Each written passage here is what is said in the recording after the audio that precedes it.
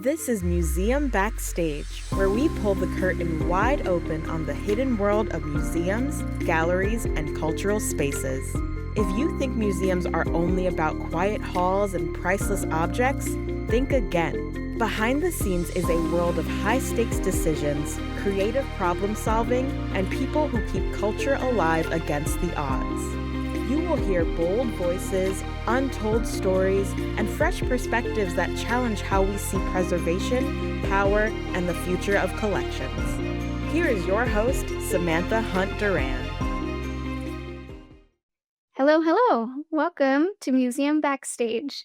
Today we're behind the scenes with a Denver-based contemporary artist and arts leader. She specializes in supporting women artists and amplifying their voices through exhibitions, community building, and now the founding of a new museum.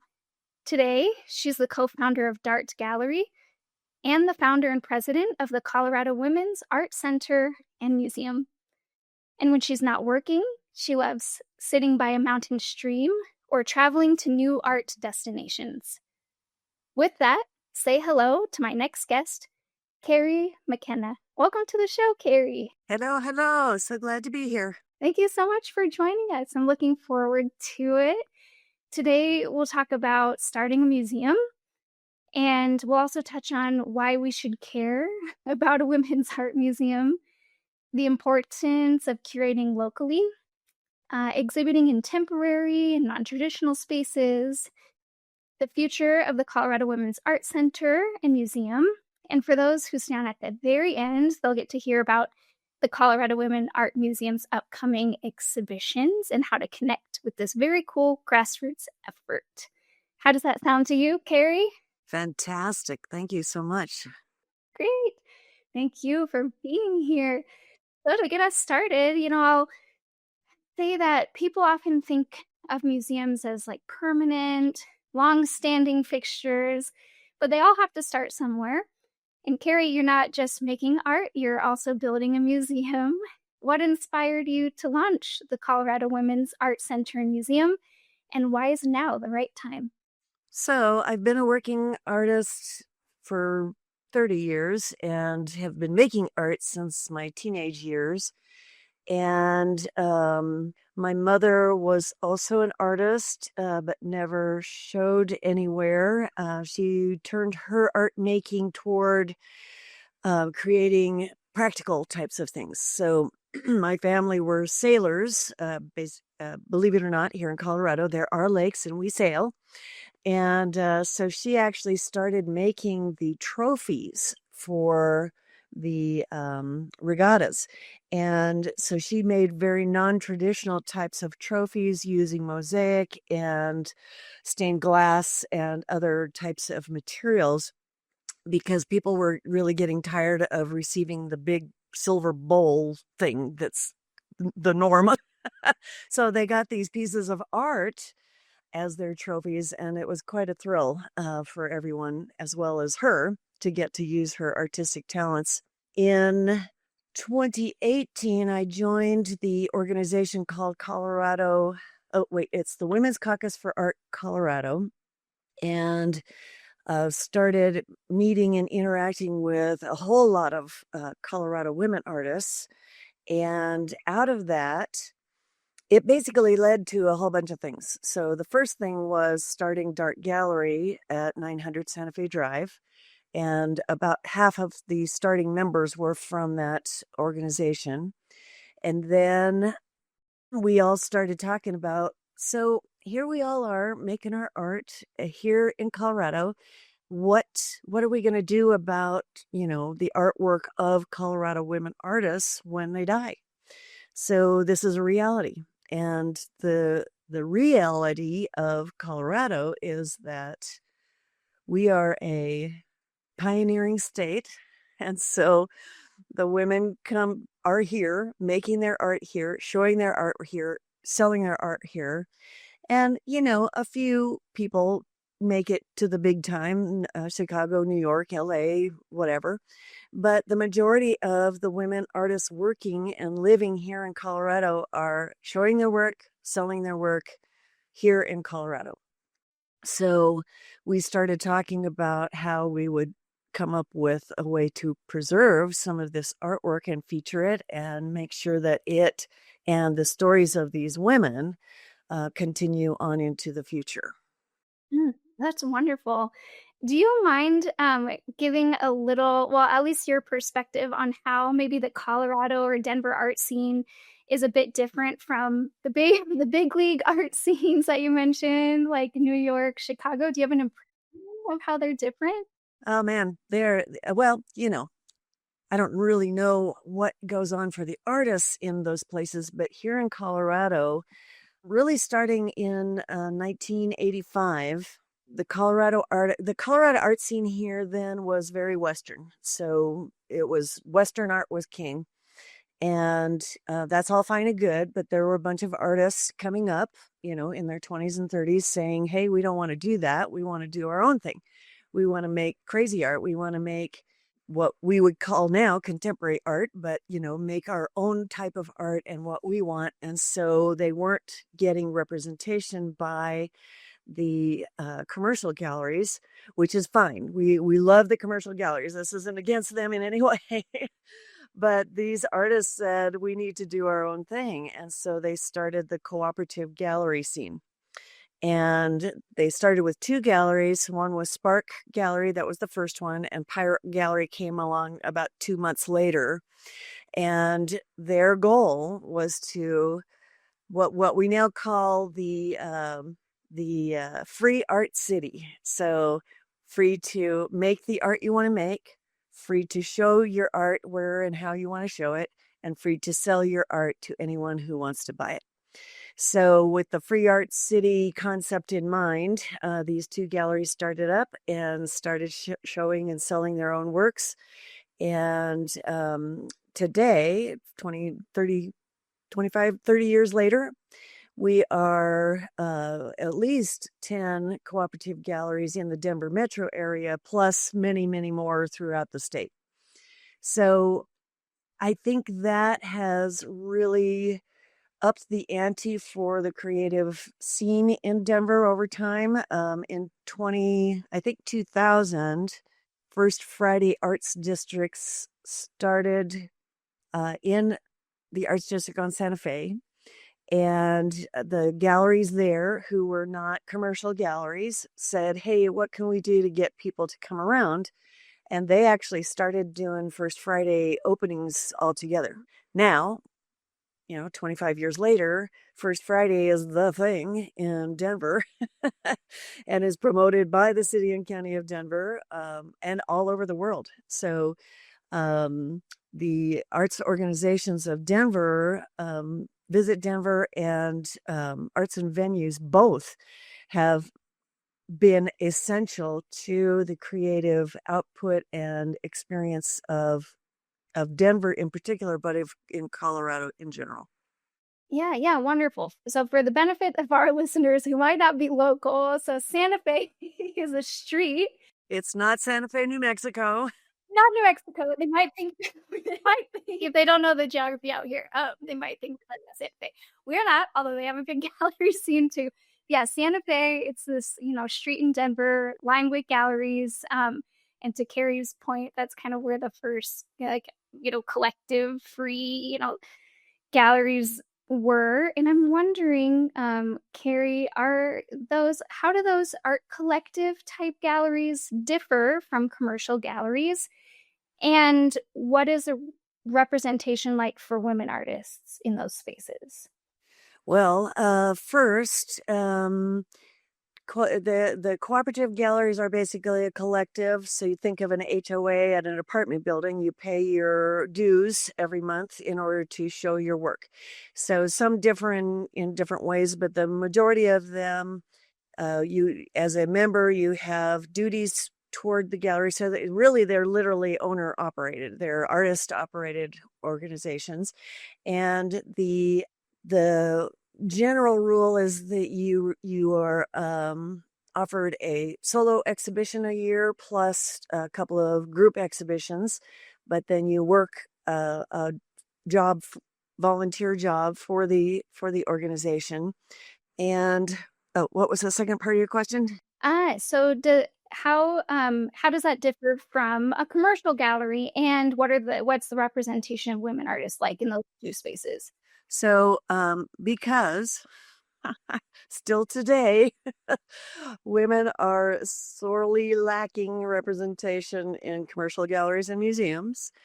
The majority of the members of these cooperative are women. And it's quite interesting. As I started looking around at that specific question, I would say at least 80% of the membership in cooperative galleries is women artists. Because they can't get into commercial galleries for whatever reason. Well, and I am going to say this. Today, the commercial galleries are overfull. They can't handle it all. So because we've created such a vibrant arts scene and arts culture in Denver, there are a lot more artists who are pursuing their life as artists. And, the commercial galleries literally can't handle all of the artists. I know of one that has 200 artists on their list, and they can't do it. It's just not possible. So within the 10 or so creative cooperatives, artist cooperatives in Denver, they each have 20 to 30 artists. So that's 300 artists that they're handling through the cooperatives. Let's see, does that answer your question? I can't remember. Yeah, it does. And this whole, conversation, especially around the gallery scene, feeds into like my bigger question about, launching this Colorado Women's Art Center and Museum.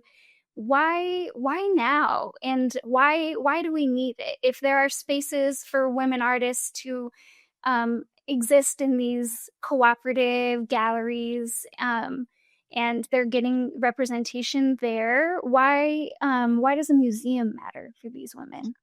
There's several reasons for this.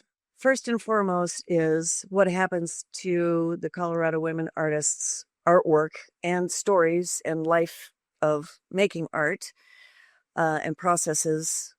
What happens to all of that when they die? That is often handled by museums. So the history of the arts is in the museums. So there's that. Because even as of today in the U.S., throughout the U.S., there's only about 25% of all artists that are handled by museums and commercial galleries is women artists, and that's throughout the whole U.S.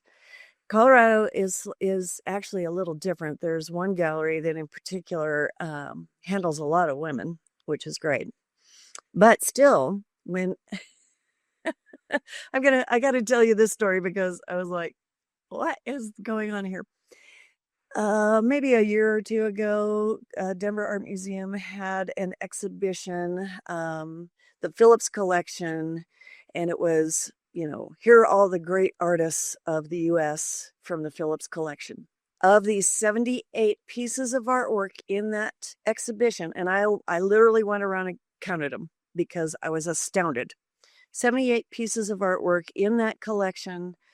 There were 5 by women artists, and one artist had 2. So there were literally only 4 women artists represented in that exhibition. And I'm sorry, but we know they have way more women artists in their collection than that. And so it was kind of shocking and also disappointing. And, I know that there's all kinds of reasons why artwork can't be shown or can't be transported or whatever, but I feel very sure that they could have done better than that. So that told me even today that it's either an oversight. I doubt that it's really conscious, but women are not getting the representation and the exposure that they warrant. So in between 2008 and 2020, the Boston Museum of Arts, the Boston Fine Art Museum, made a big display of collecting women's art. And they did really great. They collected over 4,000 pieces of art by women artists. However, in that span of time, they made a lot of acquisitions of artists, and that 4,000 pieces of art during that period of time only accounted for 5% of the total acquisitions. So yes, they collected more women's art than any museum ever had before, and it was still only 5% of the entire acquisitions during that time. So we see that the idea that things are getting better is true, but significantly overstated as to what is really happening. And the reason women need to be in museums both is, for future women artists to see that, yes, there are women who can make this happen, but also because it actually makes a difference in women's ability to charge fees, their choices about what they can sell their artwork for. One thing that's already happened, we've been able to, in 2 years, we've been able to exhibit over 200 Colorado women artists' work. Although we don't have a space yet, which we'll talk about later. We've been showing in rented spaces, and we also had a space downtown Denver in the lobby of a very beautiful office building. And so over the course of these 2 years, we've been able to exhibit over 200 Colorado women artists' artwork. And one of these artists, at least one of them, we haven't heard from everyone, but one of these artists is a public art artist creator, and she goes bidding for projects. And on occasion, she runs into a question on the forum: have you exhibited in a museum? She can now answer that, yes, I have. And that has actually broadened her ability to get work today. So it's not just about the past, it's what happens today for artists of all stripes to have their work in a museum. Oh, yeah. I just want to underscore a couple points that you made just for the benefit of our audience. And I think I need to state it, twice, because it really is so critical to the conversations that we're having in museums and out, in galleries as well. So first big point, and tell me if I'm wrong, but I want to summarize: women are, even today in 2025, massively underrepresented in museum collections in terms of women creators, artists. You mentioned that around 25% of all of the artists represented in museums in the US, only 25% of those are women artists, and we make up more than half of the population, in the US. Not, it doesn't directly correlate to maybe how much of the population is men versus women, but 25% overall is clearly an underrepresentation. So number one. And number two, it's not just for posterity, being in a museum. It's not just preserving the past. To your point earlier, living artists benefit from being shown in a museum, even if they're not, collected necessarily and then shown, but shown even in just a temporary exhibition type style that directly positively impacts their career to be able to say, yes, affirmatively, a museum thinks I'm important enough to show my work. And it's, more critical maybe for women artists to be shown in museums, especially if they're being disproportionately represented in galleries. So there's kind of two spaces that artists can really professionalize or be seen as professionals. One is museum space, one is gallery space. Did I get that right, Carrie? And I wanted to ask a little bit more. You were talking about exhibiting in temporary or maybe non-traditional spaces, because right now the Colorado Women's Art Museum doesn't have a permanent space. So how are you displaying women artists? You mentioned kind of some temporary spaces, but I want to know more about that and what's involved in curating in these temporary spaces. Well, I'm going to I'm going to say that it's actually kind of easy for us because that's what we do normally in our day-to-day life experience as artists also. So we're constantly hauling our artwork around all over the place to show it in different places. So even if we're part of a cooperative gallery, we don't store our work there. We have to bring it out of our studios, get it to the place, install it, put up tags, the whole schmear. So the board and volunteers that we're working with primarily already know how to do all that kind of stuff because we're all artists ourselves. Well, not all, but a lot of us are. And so what we've been doing for the museum is we've actually been renting space in the building that we want to purchase. So part of that well, that's the building that Dart Gallery is in, which I am also a founder of and a member of. So it actually is it makes it easier for us to do that because I have the key and I can get in there at any time that we need to be there. So, but we also are trying to focus our efforts there to get people used to the idea that this is the space that we want this museum to occupy over time. And that we can help the gallery that's there by renting their space. So there's actually a whole bunch of reasons for all of this, but so we're renting the space. So and we're trying to do it. One of our goals is to keep this off the backs of the artists. A lot of efforts today require the artist to pay their way. So a cooperative does, as well as calls for entry. You pay to enter.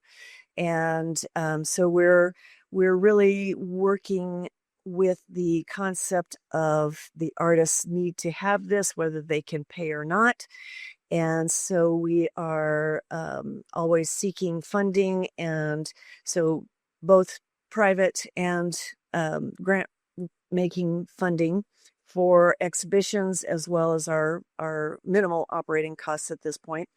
So we've been renting space at Dart. We put out, we typically, if it's a smaller exhibition, so we had an exhibition with just 5 artists a few months ago, and so we found them ourselves. So we decided to go looking for the ones we wanted to show, who would show a variety of work of the same kind of genre. But when we put on a large exhibition of a group type of exhibition like we're doing coming up, we put out a call to all the artists that we know. And we know a lot of artists here, by the way, and because we are them. So we put out the call for interest. Do you have this type of work? So the exhibition, I'll talk about the one that's coming up. Well, no, I'll just talk about the one we just had.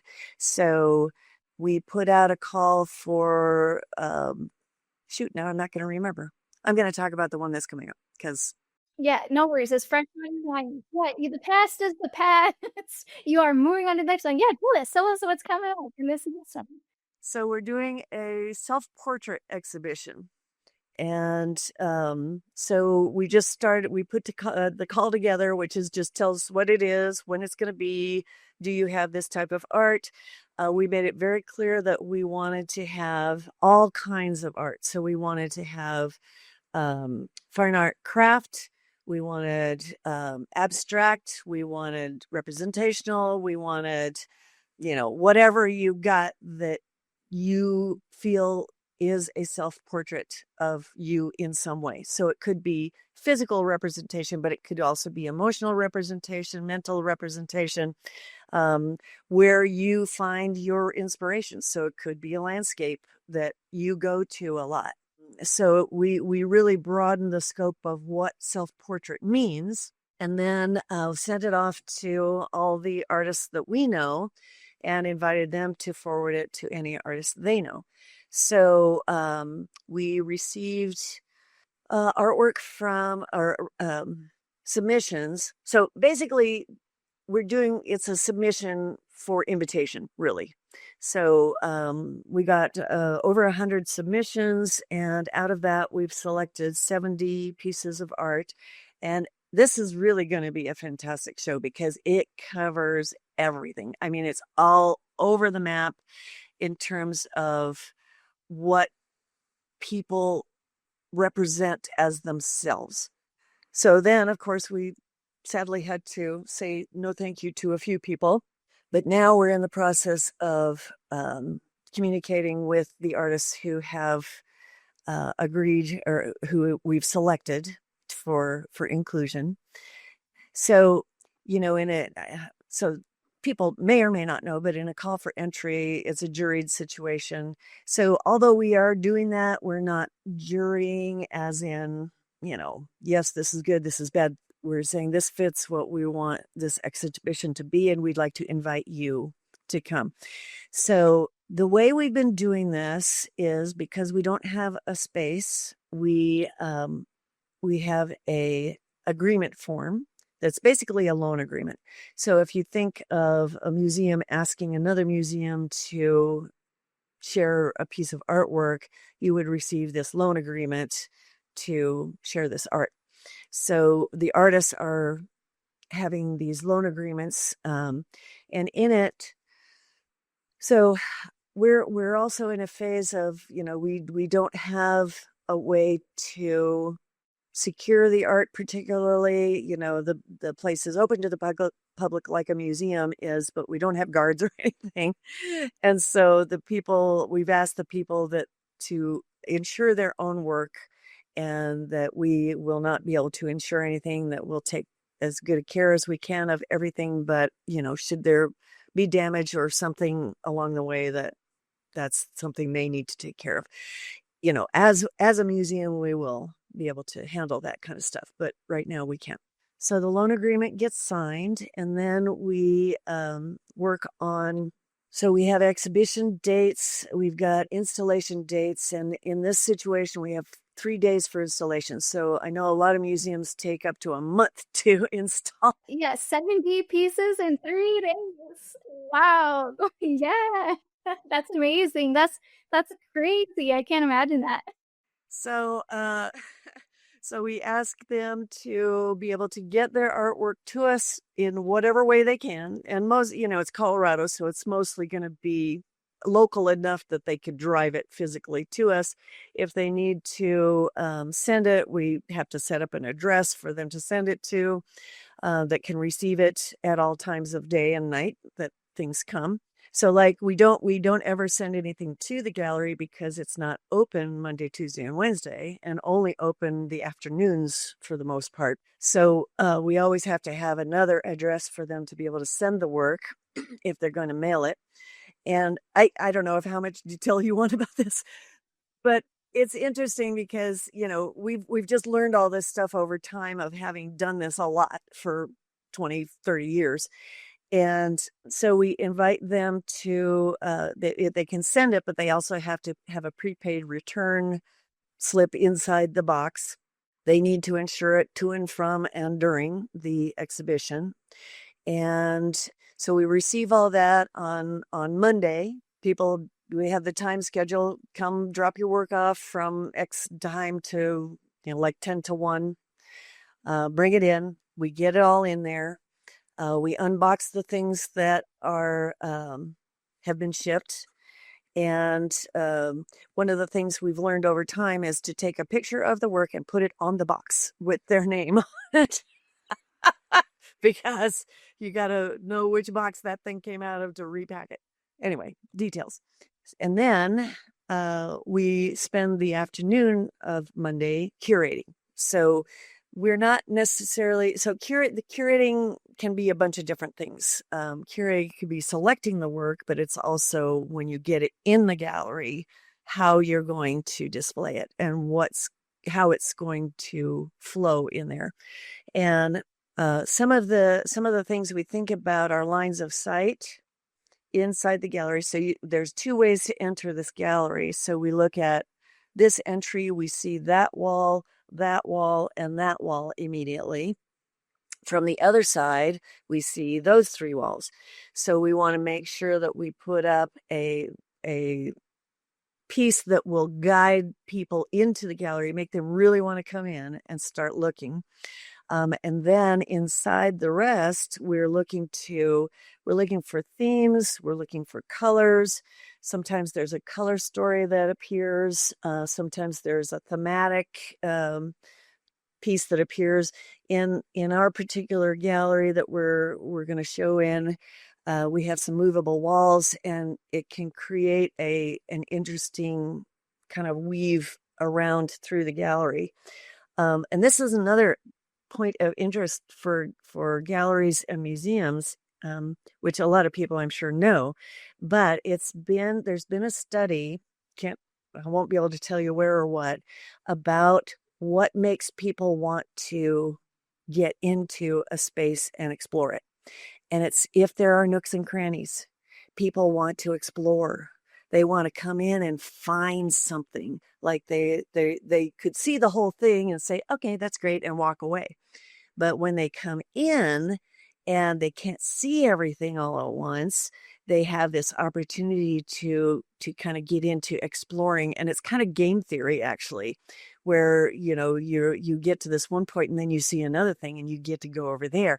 So it's really finding ways to draw people into coming around and taking a look and having an experience in the space, as well as looking at the artwork. So once we get that done, then from the agreements, we have the titles of the work, the sizes of the work, and all that, and that's then where we make our tags for the walls. And then we also need to create some narrative panels that go around describing what this is and why it's here and how it came to be and all that kind of stuff, and what's the overall vision of why we're doing this. And once that all, so we have through Wednesday night to finish everything and open Thursday at noon. So, wow, how many people are doing this, Carrie? It's amazing.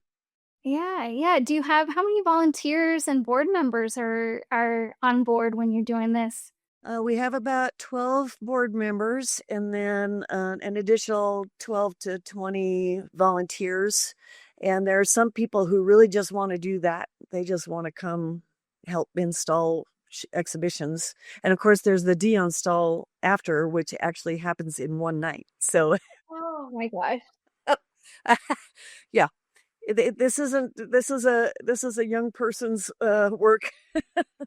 Although we do have pretty spry 75 and 80-year-olds, so hey. But it takes a lot. So cool to hear about the like backstage logistics of this museum, because in my mind, and tell me if I'm wrong, but in my mind, this model is really cool because it blends, the museum model, which we're all kind of familiar with. There's a collection. We'll talk about the collection in a minute, but there's, a collection, or there's even in these temporary exhibits, they invite artists in, they give them a space, and it's free. Usually museums aren't charging artists to display their artwork.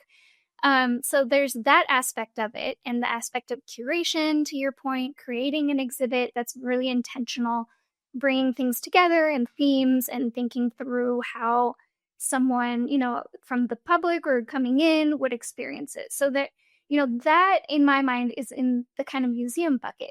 But then there's kind of the co-op gallery model bucket or undercurrent happening, where it's these, calls for people, because usually a museum, it's like a curator comes up with a concept, they'll go out, they get the stuff they need, that's the thing. But in this way, it's opening call to women artists in Colorado and saying, this is our theme. Bring what you have, we'll select what we think makes sense. And so in that way, it's quite different from a traditional museum model, and the sense that, like a co-op gallery, just having this accessibility level to artists where they might not normally be involved or, allowed to be involved in museum exhibits. So there's this kind of duality, which is really cool. Am I wrong on that, or is it? No, it's true. It is. You are right, and it's an interesting phenomenon to be doing right now because this isn't normal museum activity, but this is how you get started. So there you go. It is interesting because I'll tell you. So I didn't answer one of your questions. The women of Colorado are very excited about this. The women artists, and so we aren't requiring any kind of payment to exhibit, but we have memberships and ways to donate, and most of them do because they want this. So it isn't a normal museum thing where you just are a member and you go to it. You are it. And that is exciting. Okay, I just said something new. Women, you are this museum and you are helping it become. I mean, this is really, the time and place.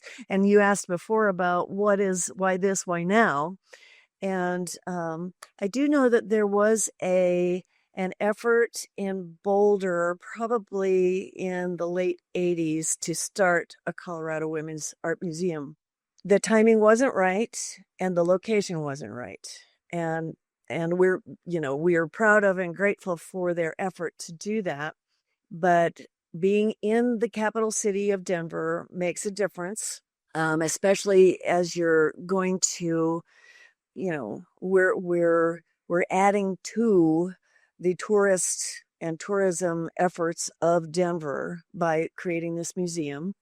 We're adding to the benefit of the citizens of Denver and the state. We're encouraging the arts district that we are in to succeed and thrive.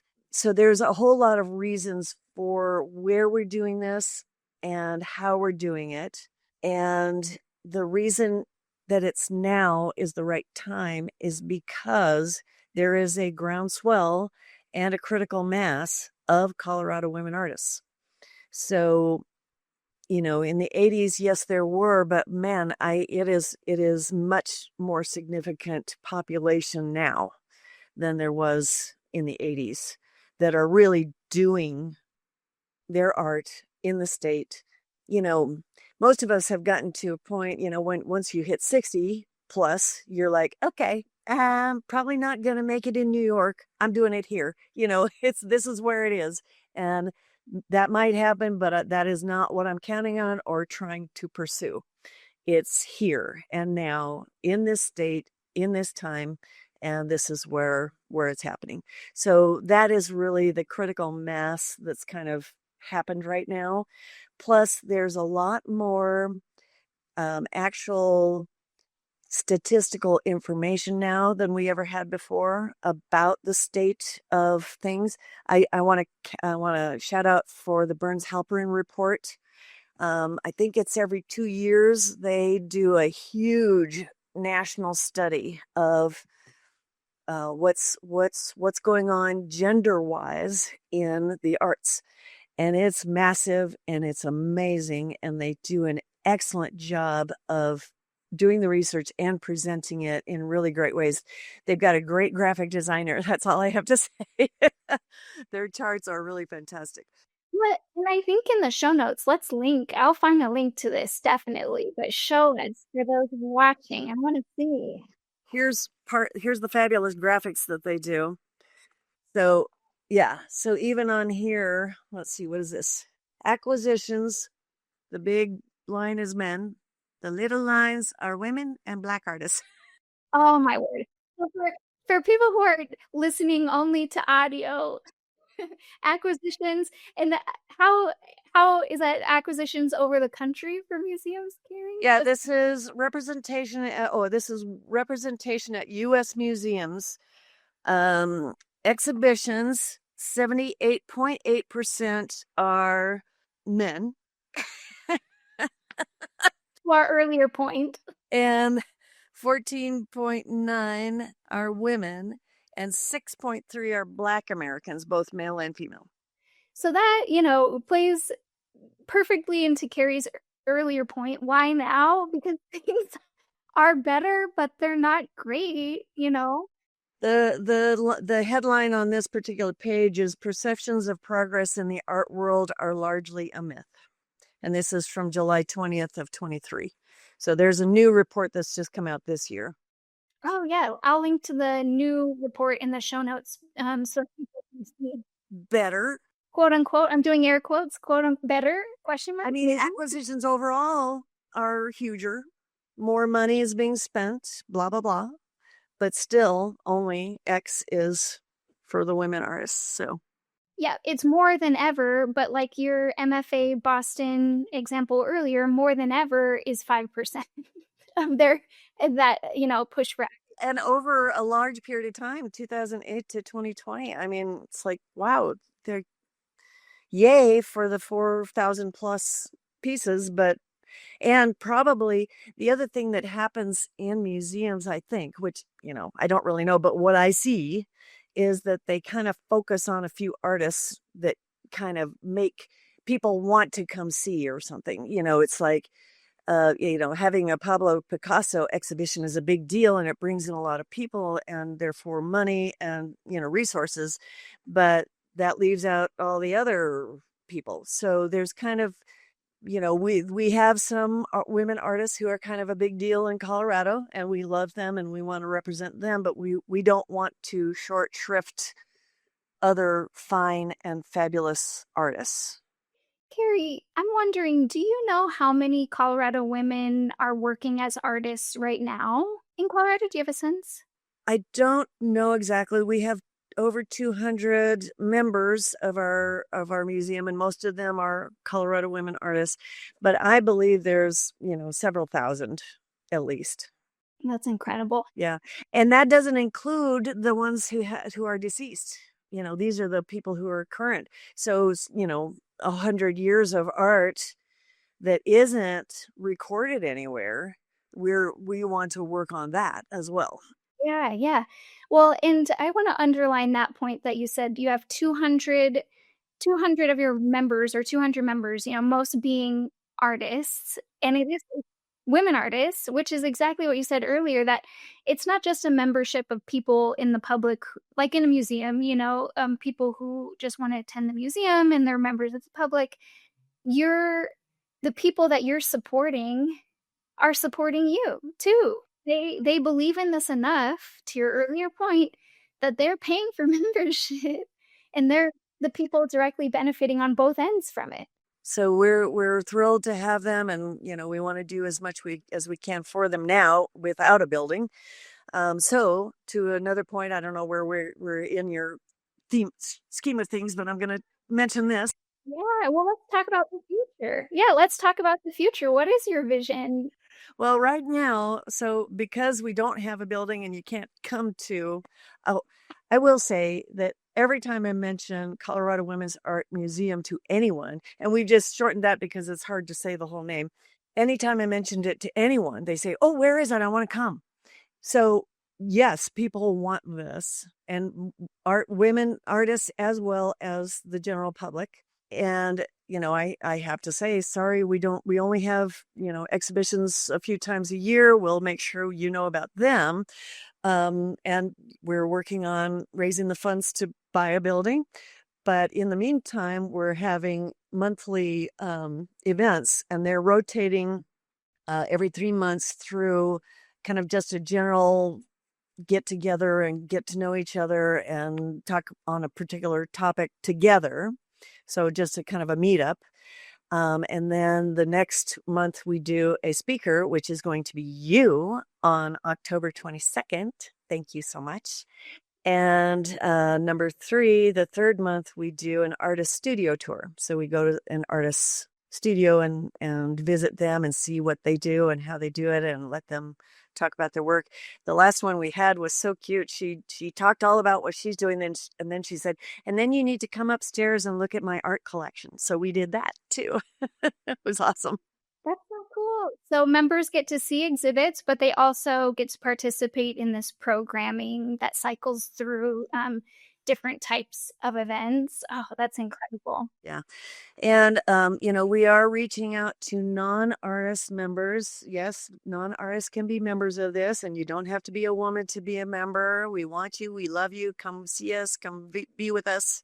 And your vision for the museum in the next 5 to 10 years, I mean, first is, of course, as you've said, getting funding for your permanent space, hopefully on not in Santa Fe, on On Santa Fe Drive, which is it is the actual old Santa Fe Trail that went north, starting up in the Dakotas, probably. I'm not sure exactly where it starts, but it goes down into Santa Fe and to Mexico.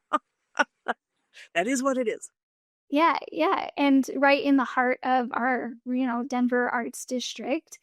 And I'm curious if you can speak to any goals that you have for building like a permanent collection. So for the benefit of our listeners, what we have been talking about in terms of these exhibitions are, temporary collection exhibits. They're not from like a permanent collection right now. But do you have plans to create a permanent collection?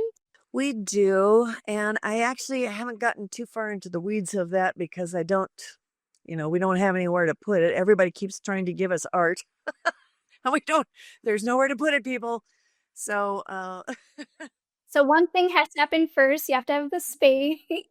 well, and right now I did take, I shouldn't even say that, but I did take some artwork from one of the, so we have a few things that are really significant here in Colorado, I think. I don't know if this happens other places. Well, I'm sure it does. But we have quite a number of Colorado women artists who have lived and worked their life here and then also had children who also become artists. And so at least one, this is kind of where we started with, oh my gosh, what are we going to do about this? Is that one of our current living artists' mom died maybe 5 years ago, and that was one of the people that we started with. Oh my gosh, what do we do about this? Because of course, what did she leave? This huge trove of her own artwork spanning decades. Not just recent, but so as her daughter was having to clean out her studio, and the house was being sold, and so she was like, oh my gosh, what do I do? So I don't tell anyone, I did take a lot of art because she had not only her own art, but artwork she had collected of Colorado women artists. So it is now, sadly, and not professionally stored in my dining room. It's a grassroots movement, everyone. This is how all museums start. I'm sure if we zoom back in time on any museum's history, the collections were in someone's dining room at some point. Well, and on my walls. So a lot of the work we have collected ourselves is Colorado women artists. So here's part of the collection for the future right here. Oh, that's so great. Well, and to your point, it's kind of this grassroots clandestine thing right now because as these really important figures in women's art, history in Colorado, as they start dying and their troves of artwork, are left behind, how do we record that? Because they're not necessarily going straight into the Denver Art Museum, everyone, or History Colorado. They're staying with these. Not even. They're staying with the families, or maybe they're getting, an estate sale, sold, and which is, I mean, it's pretty common, or they end up in a thrift shop or consignment or something. And that's why we need something like this to really preserve such a unique we're unique. Our art scene is very unique. It is very unique here in Denver and in Colorado. Yes.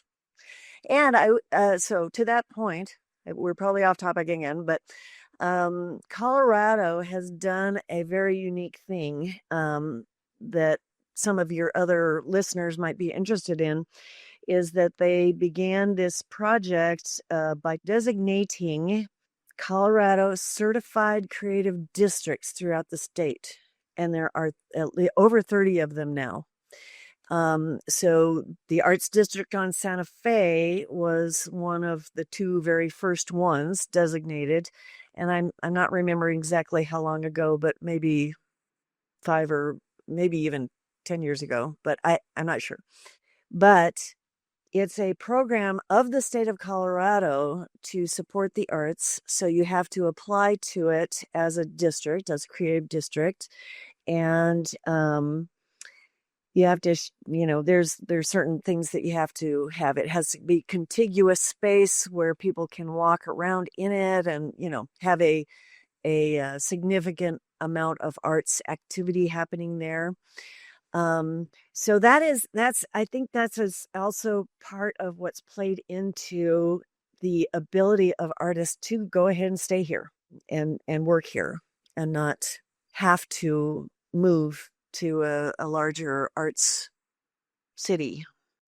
So having some formalized infrastructure on some kind of municipal or state level, it does matter to artists.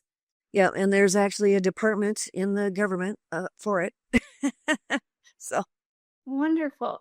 Before we get into what the museum, is working on now and what people can look forward to in the future, I want to ask you a couple maybe more personal questions so that our listeners can really connect with you and your story. The first question I want to ask you at the very beginning of the episode mentioned your mom and being an artist. I mean, your family has deep ties to art and to museums here locally, and it clearly shaped your path. How did those early influences inspire you to become an artist and to take on this challenge today? Thanks for asking that. So I actually, strangely enough, come from a family of artists. My great-grandfather was an artist and sign painter here in Denver. He had his own shop down on 17th Street in downtown Denver. We have a picture of the building with his name on it. So that's pretty cool. So he made his living as a sign painter, but then also traveled up into the foothills of Denver to do plein air painting. And my mother took it upon herself, and probably in the 80s and 90s, to go out and find his artwork that was probably put in thrift stores a lot. So she found a lot of it that was still here in Denver, and then also started telling art galleries that she knew of to start looking for it. And so she actually managed to collect about 100 pieces of his artwork. And so all of us kids have it, as plus so some of our cousins, he was their great grandfather too. So among our family and our cousins here in Colorado, we have probably 200 pieces of his artwork. So that's pretty thrilling to have that. Then additionally, my grandmother was, she wasn't really an artist per se, but she was a fine crafter. So she made hook rugs, and she designed, she started with the design patterns you get, but then she started making her own. And then my mother took up the arts herself and used all kinds of media. So she did silkscreen. Our logo is based on one of her silkscreens that she did in 1971. It's a bird sitting on a nest. And we took that because we think of ourselves as, we're the mama birds who are building this future for the next generations to come. So she's sitting on and nurturing the nest that will flourish in the future. And so she did silkscreen, mosaic, stained glass, painting, ceramic. She just kind of went everywhere with it, and encouraged me and my two sisters to also become artists. And I think that's unusual for a parent to consider suggesting you pursue such a thing. Yeah, I think especially in Colorado. I'll just say that. And we all were like, what do we do with that? Because there was nothing, there was nothing that would suggest that would really be a possibility. So basically, all three of us wound up in graphic design because you could, quote, make a living at that. And so we did. All of us pursued making art a bit, but I really did. And uh, so I have one story to tell, which is that somewhere either during college or right after college. Oh, so they said, no, we will not pay for art school for you. So I was like, oh gosh, what do I do? So I looked around and realized that Colorado State University in Fort Collins, north of Denver, had the most majors you could choose from. I applied to that college only, got in, and fortunately, I had an English teacher in high school who said, if you have the chance to go to college, go and figure it out when you get there. So I went.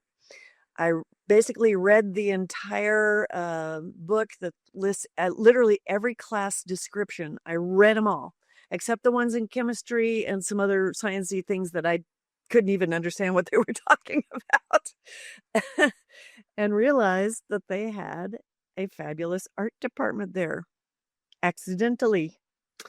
And I kept reading this thing called graphic design, and I was like, that sounds like something you could do. So I went to the secretary's desk in the art department, the art building, that's celebrating its 50th anniversary this Friday. The art building on the campus of Colorado State University. Officially historic 50 years. 50 years of the art building on campus. Oh my gosh.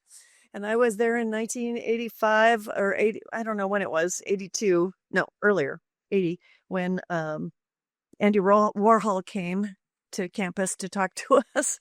Incredible. So went there, read that, went and said, hey, what is this graphic design thing? How do I apply? They said, well, you need a portfolio of 10 to 12 pieces of art. I was like, okay, in my mind, I'm like, what's a portfolio? I had no idea. Came home over the break and rummaged around all my art in my room and put pieces of art in there. I had no idea. I just was trying to find some stuff that looked graphic. I had no idea. Turned it in and they said, yep, you're accepted. And I'm like, okay. I'm in the art department. Woo! So Was your mom proud that you got in? she was. My dad was very upset about it. He did say, if you can do that as long as you take a business course every semester, which sure, I'll do that. So actually that was very helpful in my career because I did pursue graphic design and became a manager of an in-house advertising department, corporate communications department. So I got business, all of this added up to where I am today. But the story I wanted to tell was that my dad took me probably during college or right after, took me to an accountant's house. And I was like, why is he taking me to this accountant's house? Well, we walk in and the house is filled with this gorgeous artwork. And so that led to, whose artwork is this? Oh, it's yours, Mr. Accountant. Are you still making art? And he said, no, I had to pursue business. And so this is just work I've done and I haven't pursued it. And I'm pretty sure my dad meant for me to get out of that you should not try to pursue your art. What it did was say, don't ever stop. And so this is the artist perspective to galleries and museums. These artists need nurturing. This has been a hard road for them, both in their families, in society, in their communities. It is rough out there for artists, and anything we can do to make their lives better, we need to do. That's a wonderful message. And I see that motivation now. Like, that makes a lot of sense. Thank you for sharing that, because I see that motivation in how you're structuring this museum, your motivations behind it, and just how you're changing the framework of what a museum can be and should be to benefit the people who we rely on to have collections in museums. Thank you for sharing that. That is such an incredible story and a good takeaway from maybe a lesson that a lesson your dad wanted to teach you, but you saw the bigger theme there. So I'm wondering, maybe a good way to end is to tell people what the museum is working on now and how listeners can get involved. Sure. Our next exhibition, as I mentioned earlier, is the self-portrait exhibition. It is going to be so cool. I can't wait. Oh, it runs from December 18th through January 11th, I believe. If you're in the Denver metro or Colorado or Nebraska, Wyoming, New Mexico area, Kansas, come on over. It'll be up for 4 weeks. And that's the other thing. We have short exhibitions in museums. They're typically longer, but we only get 4 weeks. So let's see, our opening reception and members celebration party is going to be on Thursday, December 18th from 6 to 9 p.m. And I'm just going to mention this because the crazy cool things that happen because you're a part of a community for a long time. I happen to know the current Miss Senior Colorado, who is also an artist, and she's excited about what we're doing. And I've known her for a long time as an artist, but now she's gained this title as Ms. Senior Colorado through a pageant process and all that. And she is coming in full regalia with the crown and everything with her court to our opening reception to give us the check. That's incredible. So everyone, get your membership. Make sure you're there. It's not to be missed. Not to be missed. And so anybody can join us. You don't have to be in Colorado either. We have a website where you can sign up for membership and find out more about what we're doing. It's CWAMUS.org, CWAMUS.org. And that stands for Colorado Women's Art Museum, MUS, but also Colorado Women's Art Museum, US. I don't know. Anyway. And we'd love to have you. And come on and check us out. And also, good luck out there, everybody. Do good things. Use your powers for good. That's right. And nurture your artists. Nurture your artists. Well, thank you, Carrie. This was such a cool conversation. I really was looking forward to it, and it really exceeded my expectations. I had high expectations anyway, but this is such a cool topic, and it's so important what you're doing for, our community. It's in my community too. So, I really want to thank you for being here. Thank you so much. It's been a gargantuan pleasure. Likewise. Well, okay, everyone. That's a wrap. Many thanks to Carrie for taking us backstage today, and we'll see you next time.